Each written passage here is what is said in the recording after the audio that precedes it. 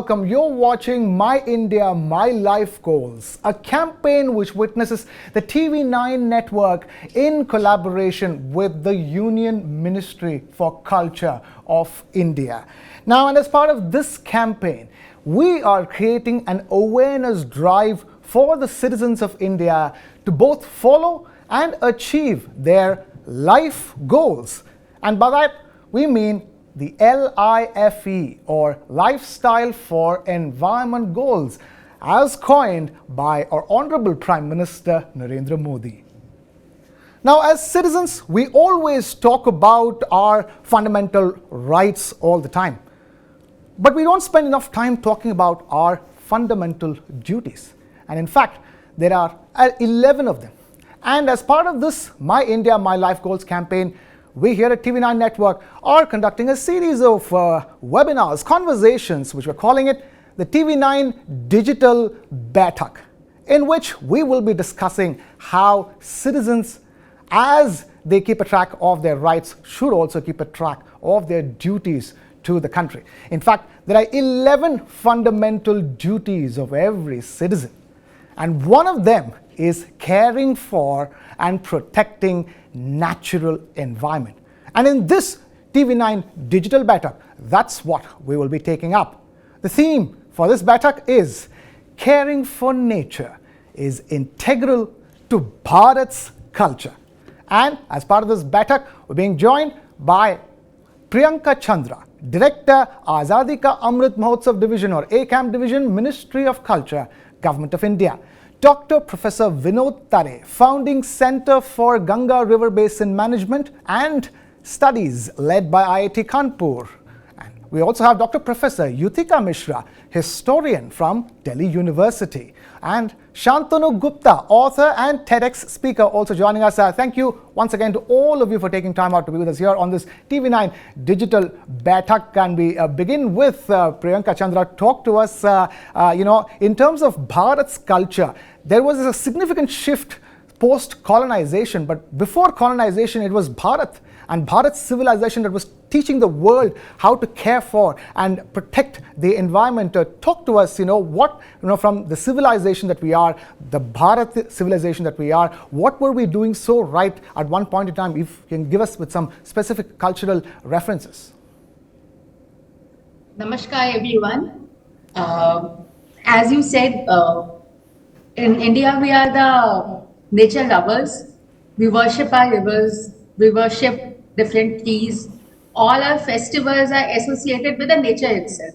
Pick up any festival, let it be Basant Panchami or Makar Sankranti, Pongal. Everywhere, somehow the other way, we are connected with the nature.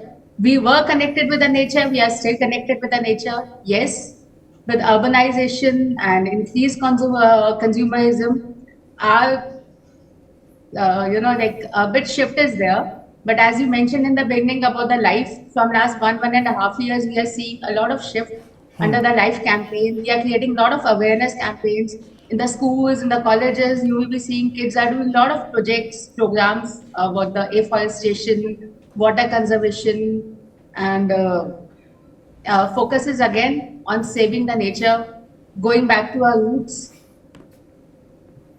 Right. If I were to follow up and ask you, tell us how has modernization and urbanization impacted the traditional Bharatiya values, Indian values of caring for the environment, Priyanka Chandra ji?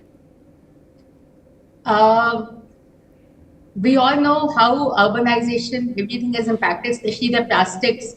But we are doing a lot of campaigns under Life Mission, Say No to Plastic, about afforestation, water harvesting, how these the recent floods in the Delhi is another example.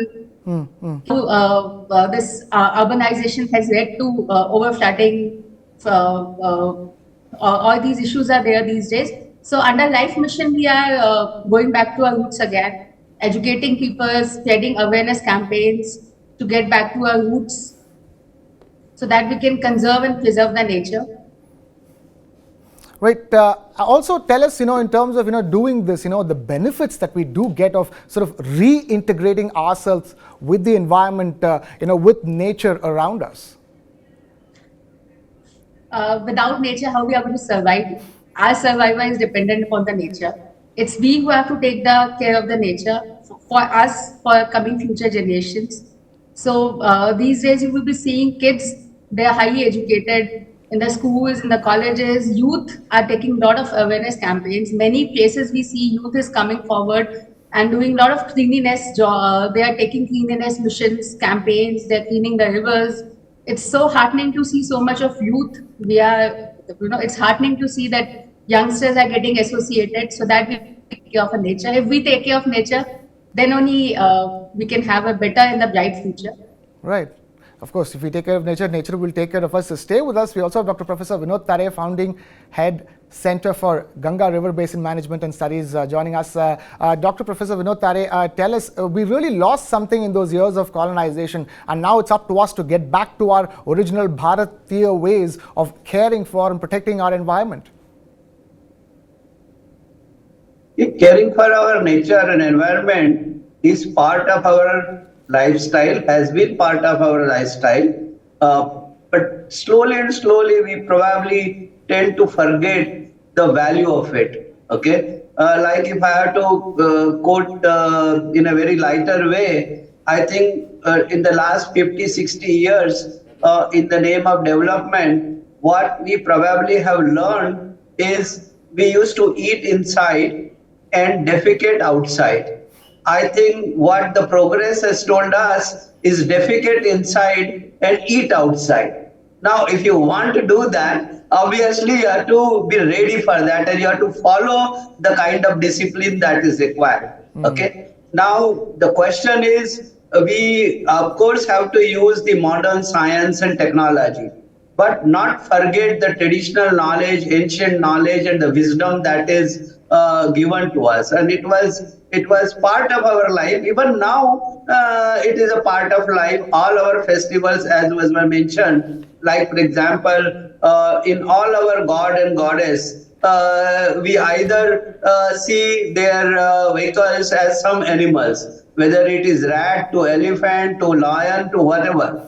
Now, if we worship them, obviously we will protect them, right? And everybody cannot understand the importance of protection, but that is related to our faith. So I think that's a very, very important tool for us as part of our culture, having faith in something, right? Similarly, for example, today, if I give another example, why are we worried that I don't want to drink water, which I open the tap and I fill up my glass and I don't want to drink that. Instead, I rely more on bottled water or mineral water because I am worried about something in that tap of water, right? And what is that something? It is somebody somewhere defecated, and I am afraid that it is there, it has come in that glass of water. So if we care for that, so like as a part of our lifestyle, if I plan every day to fill up my stomach, if everybody also starts thinking about that I have to empty my stomach also, and I should plan for that also, and that unfortunately we leave it to the government or somebody else. So I think these are some of the systems which we have to, they were part of our education, part of our culture, and I think we have to re-emphasize that no matter how much development we do, no matter how much science and technology we bring in, it is important that we also have those values. And this is where I feel India has a great chance that our traditional values, our cultural values are so high. And in times to come, if we are talking about sustainable development, just science and technology is not going to solve our problems. It's integration of science, technology with our faith, with our culture, with our tradition. That is what is going to make us sustainable. And I'll elaborate as and when it comes to other issues. But I think this is the initial point that I would like to, that we can show to the rest of the world why and how we can lead, because we are the only probably country who is very strong in science and technology. We are in a position to now go to the moon. At the same time, we have a lot of cultural, ethical, and also the spiritual values. And the integration of this is what is going to, help us in making sure that we have sustainable development and lead the world effort in achieving our sustainable development goals. Right. Stay with us, Priyanka Chandraji. He's making a very important point over there. Talk to us about how we can integrate Bharat's culture into creating more awareness about environment protection, and also in terms of what we need to do in the form of education to educate people to be more aware of the environment. Under Life Mission, we have undertaken a lot of activities, beginning from say no to plastics on our social media pages and many other campaigns. You will see a small video here of Prakriti. Prakriti is the mascot for Life Mission. Educating how to say no to plastics, how people can carry the bags to the shopping malls and all. What can be healthy alternatives for plastics? Afforestation, how to save water, and how to save nature. A lot of activities are undertaken under the Life Mission to educate people, starting from the schools. So a lot of activities are taking place at the school level. A lot of awareness campaigns are being undertaken under the Life Mission. Right. And we are getting very good response for this. Right. Right. And also, how can people, if I were to ask from the director of, Azadi Ka Amrit Mahotsav division of the Ministry of Culture for Government of India, how can people contribute to it? How can individuals and communities in Bharat engage in everyday actions to protect the environment? The actions have to be, it has to be in community level only, individual level and community both. If each, like Pradhan Mantri ji always talks about the Amrit Kal, what is our vision for 2047? If each and every individual takes one, a kind of pledge, oath, or a sankalp, how they want to see their country at 2047, starting from either planting a simple tree, how to save the nature, using electricity, using green means of, saving fuel. Small activities have getting started at the individual level. It will turn into a mass movement. It has to start at the individual and the community level. Right, and also, if you can tell us, the fact that this is coined by Prime Minister Modi ji, lifestyle for environment. How do you see this lifestyle for environment and life goals inspiring global efforts towards environment protection? India has been a major contributor in the world economy also. At the same time, we are contributing to the science and technology. Every place India is taking a lead. So we cannot be left behind in the conservation of the nature. Same time, we are taking a lead in this, spreading a lot of awareness about the moving towards a greener future, cleaner and greener future, cleaner and greener environment. So India is taking a lead in this also at under our able leadership of our Honorable Prime Minister. We are presenting India at various global levels, and we are taking a lead in this also. Right. Right. Let me also bring in now Dr. Professor Yutika Mishra and Shantanu Gupta, who are patiently standing by on this discussion. Dr. Professor Yutika Mishra, tell us, historically speaking, where we were absolutely getting it right for a long period of time, and now it's as if we're getting back to what we had lost in the in-between years. As we have been talking about India's intrinsic, this whole concept of environment is intrinsic to our civilization and our civilizational value, as ma'am also said. And somehow down the line, we have lost it. Now, where we lost it? Because when we look at our civilization, our ancient past, it's full of, whether you look at the peepal tree, you look at tulsi, these things are the banyan tree. We have ample evidence that these were revered, and not just they were revered, not because just for the sake of reverence, but they had qualities. There were today it's proved they are scientifically useful plants. That is one point. And how in Indian culture, this is inherent. So we had a one-to-one relationship with nature, if I can say so. One-to-one in the sense it was an organic relationship. जिसे हम कहते हैं जैविक संबंध with the nature, with the environment. Now, what happened down the line? As ma'am also emphasized that this modernization, commercialization. But where did it come from? So we had this colonial section in between. We have a very massive colonial past, more than 250 years of colonization, where the British, when they started interacting with Indian resources, the forest took the major bashing, and they immediately, as early as 1865, they created, so that was the first Indian Forest Act, where they started controlling Indian forests and Indian resources and making rules, and the tribals were at the receiving end.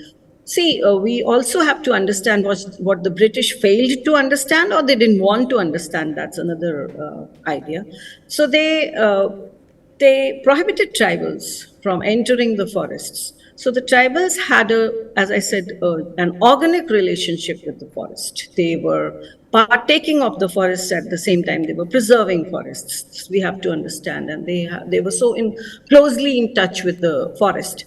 Now, with the coming of the British policies in India, it became an exploitative policy in nature, and the rules and regulations.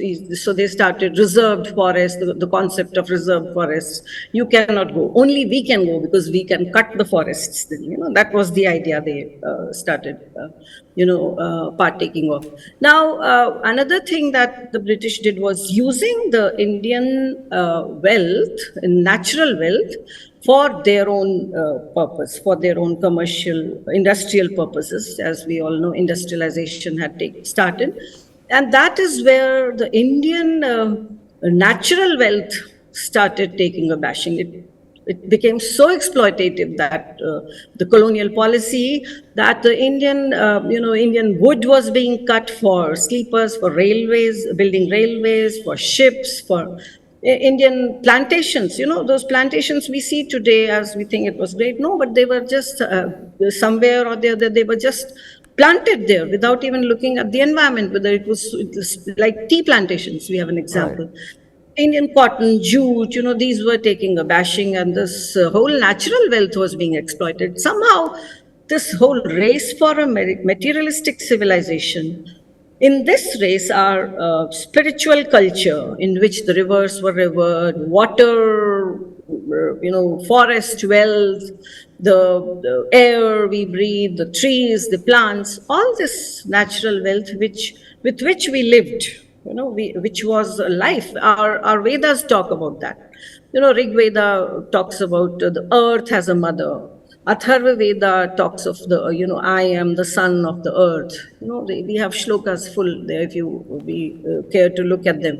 Now, these things were so ingrained, inherent in our culture, that even today, whatever we try, however much we try to shrug off that, we are materialistic, we are consumerist, still every household has a tulsi plant, every household believes in the tree, the people tree, which has medicinal. Even the children know, how it provides oxygen, what are the medicinal values, how the animals, they coexist. And it's so, in the Indian culture, the whole idea of an ecosystem, where everyone is linked to the other, existed. And that's what we are trying to do today. And that's what we have to, when the Honorable Prime Minister said life, the lifestyle for environment, that's where we have to, that's the Indian knowledge system that he is indicating there. We have to partake there. So that's what we have to do now, and we are doing, and we have been doing. So this is nothing new. In fact, it was the West, which just funded all this. So we have to come back to that. Very true, very true. Mr. Shantanu Gupta, if I can bring you in at this stage, we are doing something which we were always doing, but it's not easy right now, is it, to go back to the way we were pre-colonization? So yeah, you're certainly right. It's not easy to go back. But I recall in COP26 when Boris Johnson, when Prime Minister Narendra Modi was there, and Boris Johnson made a very bold statement: one sun, one word, one grid, and one Narendra Modi. I think that communicates a lot of things, right? That the one sun was there from like ever, right? And one word, one grid. But now I think he emphasized that what is the importance of a leadership, right? And we have seen in last 9 years there are a lot of things that we have done as a country, which are leadership led, right?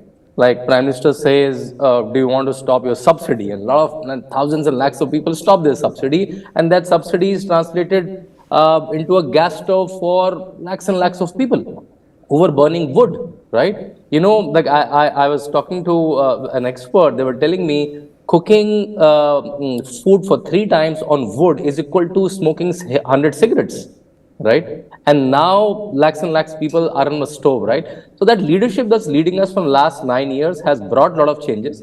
Now our 2030 goals are like 500 gigawatts of installed capacity of renewable, and we are way there. That's why like the international leadership is calling something like one word, one sun, one grid, and one Narendra Modi. And in our daily lifestyle, these things are even urban lifestyles. It's coming very rapidly. So let's say a company like Ola, which was into a traditional cars, now they have sold 2.5 lakhs electric scooters in last 2 years, right? Whenever you just go to purchase a car, in every car showroom, every brand, they have an EV option, right? Which was not even a word like even 6 months, 8 months back. Someone like Nitin Gadkari ji is audacious enough on platform. He said, "I will make petrol irrelevant in a couple of years." Right? That's like I'm sure the petrol lobby is listening to it, and he's making sure that he say, "Okay, if the foreign companies are not coming, my boys, means the young entrepreneurs will go ahead and make a new Tesla or make a new electric scooter." Right? The usage of solar was like a very elite thing. Now rooftop solar is a very, very common thing in any new construction. So I know we cannot go back to exactly that way we were living, but now technology is helping. So earlier carpooling was a tough thing, but now with technology, carpooling become very easy. In fact, I'll come because I come from UP and right on UP. Whenever there is a tree plantation drive, Chief Minister Yogi Adityanath starts it with one Mahotsav, and he does the full puja the way it was done in one Mahotsav in ancient days, and then he started the tree plantation drive. And as a result, in last 6 years, the forest cover of UP the tree cover of UP has increased by multiple percentages, right? So I think if we take concentrated technology used efforts, there are ways that we may not go back. I'm drinking water. I never use a plastic bottle. I'll make sure in 80-90% of the time I carry my own bottle and fill it up. So I think now these changes are coming up, and if we, the adults, lead it by example, I'm sure the kids will also follow. Right, absolutely. Stay with us. We take this back to Priyanka Chandra ji, Director, Azadi Ka Amrit Mahotsav Division, Ministry of Culture, Government of India. Priyanka Chandra ji, going back is very important, and the government's support and the government's encouragement specifically for all life goals, including adopting renewable energy and using renewable energy for your daily needs as well. So it's been support from the government has been a crucial part in helping Indians, helping Bharat get back to its environmental protection ways. Can you repeat, please? I've missed on that. The support of government ministers, different ministries. You have Gadkari ji talking about renewable energy being the mainstay. All of these efforts. It's been a composite of efforts that have made Indians, that are helping Indians get back to the original Bharatiya ways of caring for and protecting the nature. Under Azadi Ka Amrit Mahotsav, the efforts were not only culture ministry or any one particular ministry creating the whole. Commemorating Azadi Ka Amrit Mahotsav 75 years, it was a whole of government approach. Where all the different ministries, states, union territories, then, we went up to the whole of society. Last year, under Har Ghar Tiranga, we have seen each and every individual, they came, they hosted the flag on their house or wherever it was possible. So, as you mentioned, it has to be a whole of society approach. It's not only Ministry of Culture, Ministry of Environment doing everything under life. For example, Ministry of Rural Development and its allied ministries have taken the project of Amrit Sarovar, where in every district, 75 Amrit Sarovars are supposed to be constructed for the conservation of water. And it gives me immense pleasure to tell that all these ministries, they have worked much ahead of their schedule, and before 15 August 2023 only, maximum of the districts, they have achieved the target. So in a small, little, big manner, every ministry, every state, every union territory, we are working towards the goals of the environment sustainability. And now under the LIFE mission, our aim is to bring this to the grassroots level. As I mentioned in the beginning, it has to be an individual and community level exercise. Right. We also have Dr. Professor Vinod Tare still with us. Dr. Professor Vinod Tare, if I can just extend that to you. There's so much efforts going on from across ministries at this stage, and similarly, people also have to start thinking about this fundamental duty of theirs towards caring for and protecting the environment, and start taking steps in a holistic way for the people of Bharat to get back to the Bharatiya ways of being one with nature. One of the central theme which brings everything together is water, and I think much of the efforts of the government, and when I say government, number of ministries are involved in that, is they are worrying about water. And when they worry about water, on one side we have the mission that Har Ghar Mein Jal, Nal Se Jal. But then when we talk about that, it also means from where the water will come into the taps. That also means that you have to make sure that the water bodies are protected, right? And that is where the government has started the campaign, catch the rain where it falls, when it falls. That's a very important activity of the Ministry of Jal Shakti.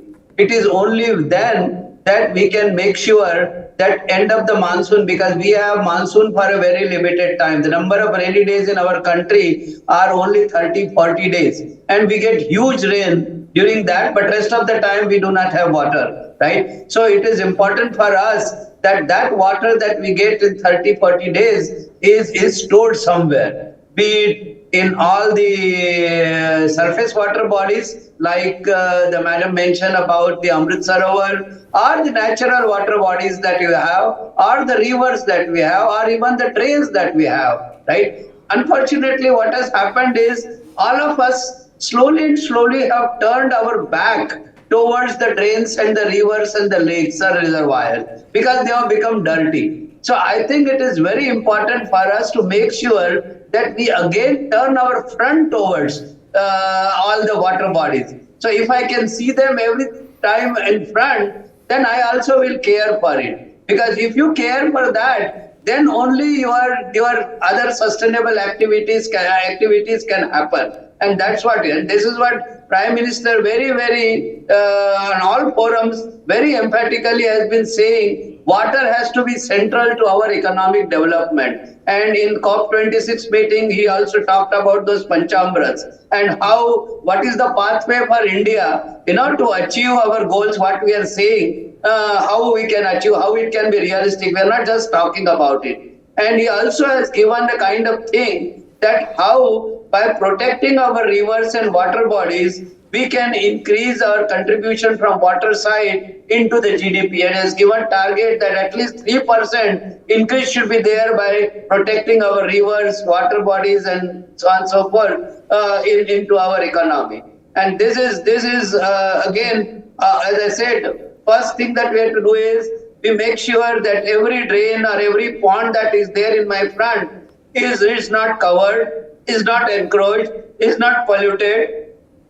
And I think as a citizen, we only have to make sure that we contribute in our own way, whatever, but we also monitor that, isn't it? We also become the policing man, because government cannot employ so much police. Every citizen has to make sure that we protect our environment, we monitor our environment. Anybody doing anything wrong, we take care of it ourselves at our level only. So I think this has to be a part of our education system also. And whatever values that you have lost in school or colleges, I think we have to make sure that every day how it has come to our generation. Because every day in the assembly we used to talk, but unfortunately now I see that the assemblies are not there in the schools and colleges. Okay, so I think that is something that those values we need to make sure that we bring it back, Right. so that we care for the nature. Right, we have to bring those values back. We will continue this TV9 digital Baitak, but for now we're going to thank Priyanka Chandra ji for taking time out to be with us. Priyanka Chandra, Director, Azadi Ka Amrit Mahotsav Division, Ministry of Culture, Government of India. Thank you so much for taking time out to be with us. Now let me take this back to Dr. Professor Yutika Mishra. Dr. Professor Yutika Mishra, we had Dr. Professor Vinod Tare talking about inculcating these values at an early stage in school assemblies. That's very important, isn't it? If you want to trace back history and bring it back as part of modern day culture, it's important it's inculcated at the right time, or right place, at the earliest possible.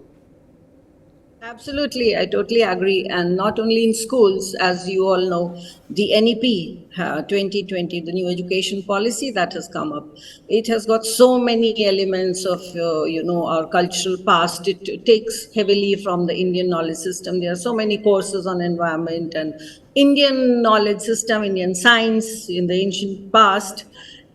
This is just the right time to learn from them. And I think the nature is crying for help. As we all know, the earth is under so much pressure. Things like, in the other ways, as I said, the Bhumi Sukta, which praises the earth for creating a balance. Things like the Athiratram, the 12-day yagya that is taken place everywhere, where the fire is, the yagya, the yagya happens, and the ablations are done, and people pray for the positive impact of environment on man. The positivity in man is besieged. Similarly, Surpala's Vriksha Ayurveda, it has all the knowledge of tree science, plant science. It also talks about agriculture. It talks about, how to take care of the soil. It talks about how various trees are planted, when, the details of the trees. As you know, we study botany today. All this knowledge was already there. Even Varamihir's Brihat Samhita, written in the 6th century, that has a chapter on the soil science and how agriculture is to be benefited. So why not use these texts instead of the Western texts, which we hardly understand at times, I must say. Absolutely. Similarly, yeah. I mean, we make a mockery of these things, and we have our knowledge absolutely with us. Sacred grove, the notion of the sacred grove is so popular all over India. The one Upavan, Pavitra one, the divine being, these are divine beings, the trees. That we have the idea of this Chipko Andolan. What was that Chipko? When we had the women hugging trees.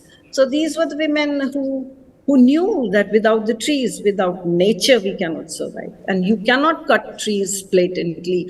The Indian knowledge system and the Indian culture, Indian tradition also emphasizes on the limited use of nature and coexistence with nature, which all these texts which I just quoted, they talk about. Arthashastra, Kautilya's Arthashastra, talks about the duty of the king, the duty of administration to preserve and promote environmental welfare, to do whatever, like to build tapovans, to build abhayaranya, to for the people to live, to sit there, sanctuaries for animals and plants, where no one can touch them and no one can destroy them, so they can live abhayaranya. They can jahan wo vicharan karte hain aaram se, without any bhay. So those are the notions. Similarly, conservation of water. Thus, as far back as the Dholavira, the Saraswati Sabhyata, which we also know as Harappa Sabhyata, they had techniques of conservation of water. The water tanks were constructed. See, they were constructed in the name of temples. But what do the temples do? They were not just mere places for prayer. They were very scientific places. They were full of life. All the life business would go on around the temple. There was trading, there was meeting, social, this and that. Similarly, the Chola kings in Tamil Nadu, they created, and today we still have that the Kallanai Dam Yes. on the Kaveri River. So why not use that technique? And why this has that used to irrigate 30,000 hectares of land. Such vast land, which I think we can't imagine now. And still stands strong, absolutely strong. Yeah, stands strong. It's still there. That's Hundreds the best of part. years old. And you have dam collapses happening, in modern day India, which Never is such collapsed. a shame. Yeah. Right. And never and happened. bridge collapses happening, it's an absolute shame. Shantanu Gupta, one thing is that there is something very intrinsic about it, and it's about harnessing it going forward. But I also want to understand, how do you manifest it in other ways, in all the modern ways, that you're talking about, all the history that Dr. Professor Yutika Mishra spoke about, the way forward is all about technology. The way forward is about adoption of technology, and even to protect the environment, isn't it? I think you're bang on. As Professor Yutika Mishra was saying, it was so lovely to hear so much history, and we keep hearing about.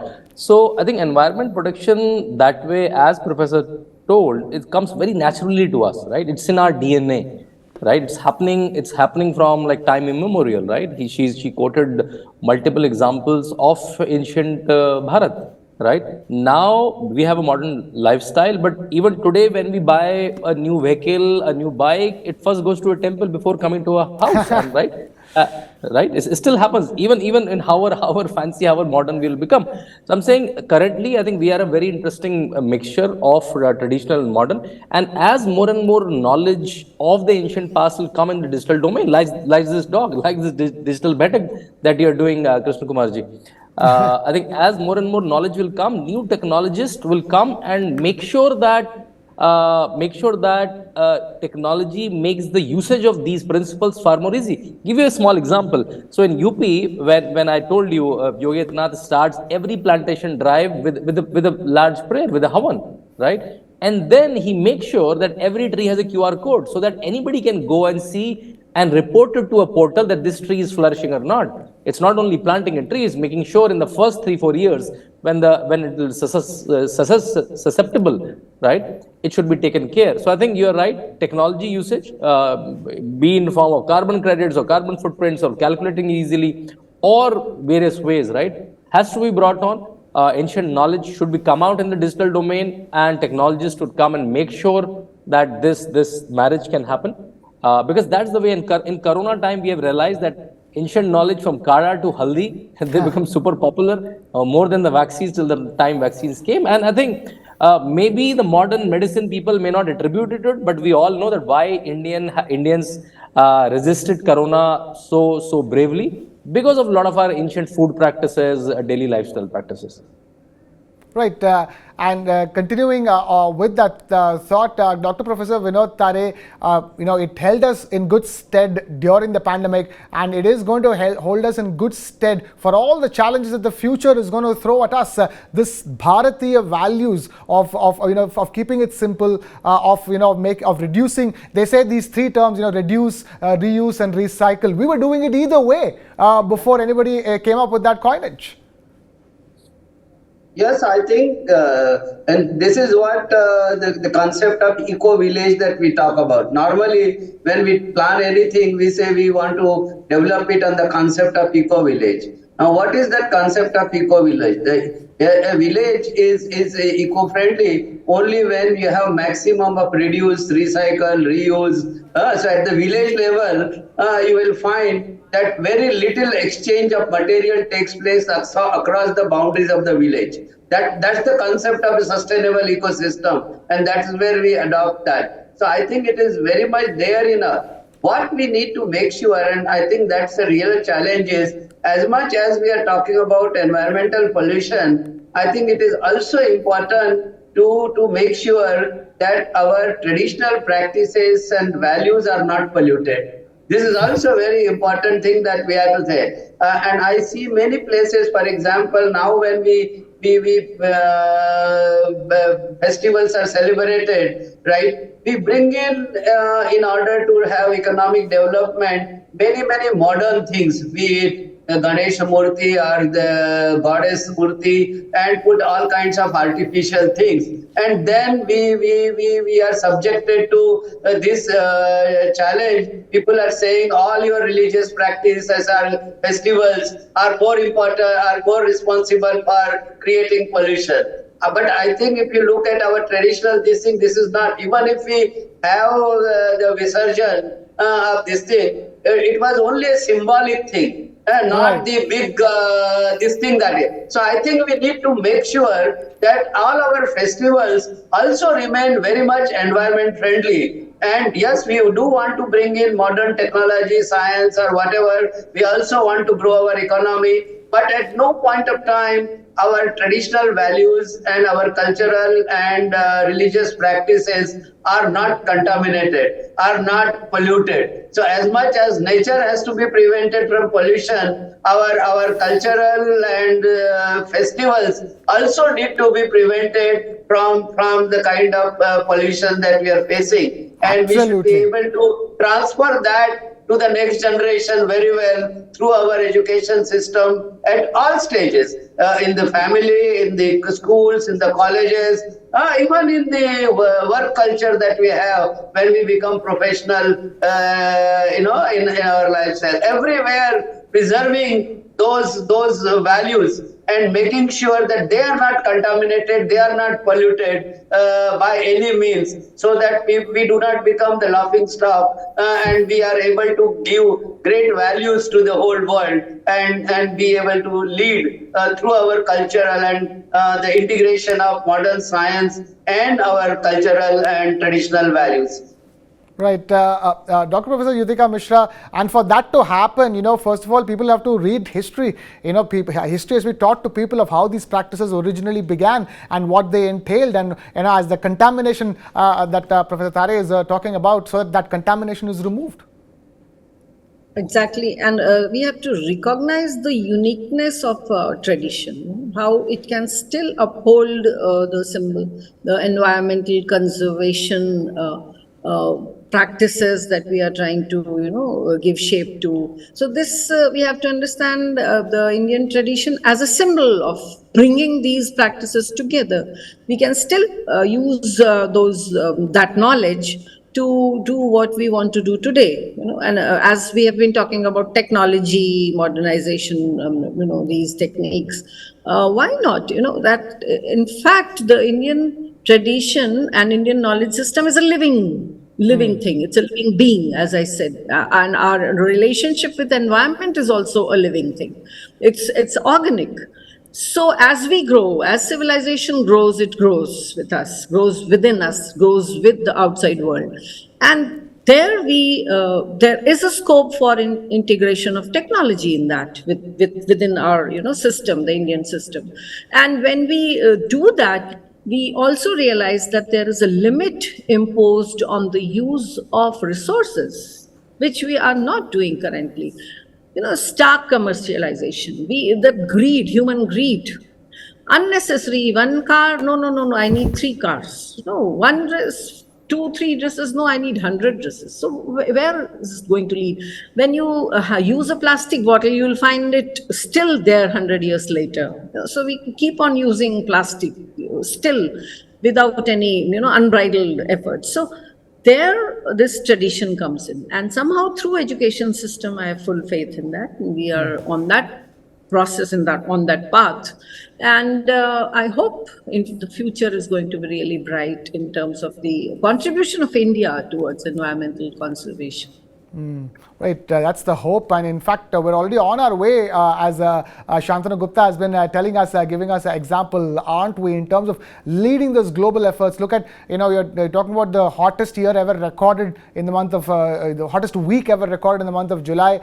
This is a crucial moment for the world per se, isn't it, Shantanu Gupta? And here is India leading the way, and that's simply because India has always led the way.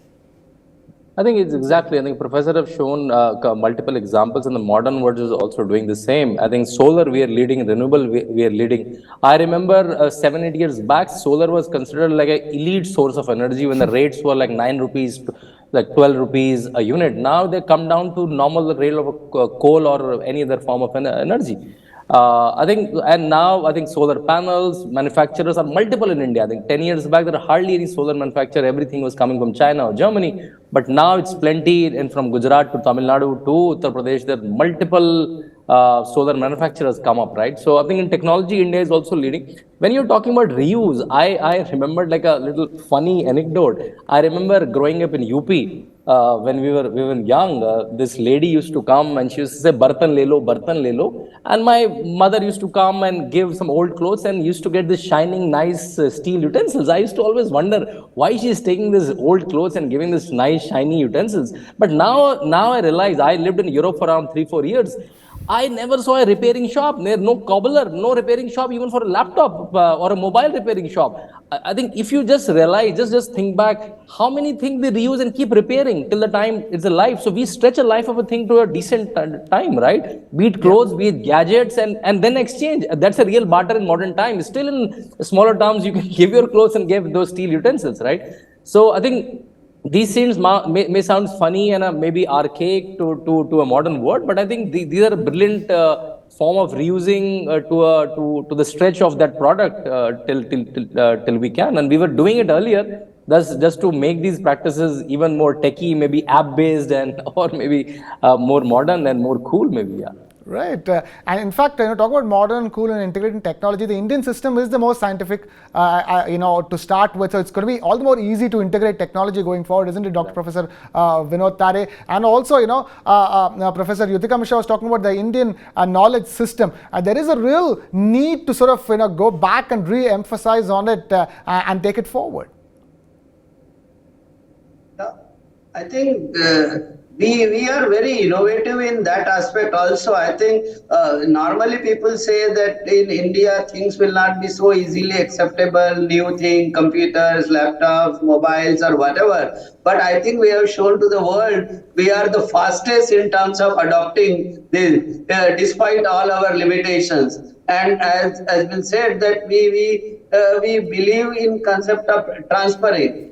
Something which I buy most modern a thing, when it becomes outdated for me, still it becomes useful for somebody else. And that is how we have a circularity in our economy in that sense, if I can talk about, right? It gets transferred from one to the other to the other. So I think those things we have to make sure that every product that we bring in, the lifetime of that product is increased as much as possible, and we utilize it to a maximum lifetime before it gets disintegrated and put back as a burden onto the environment.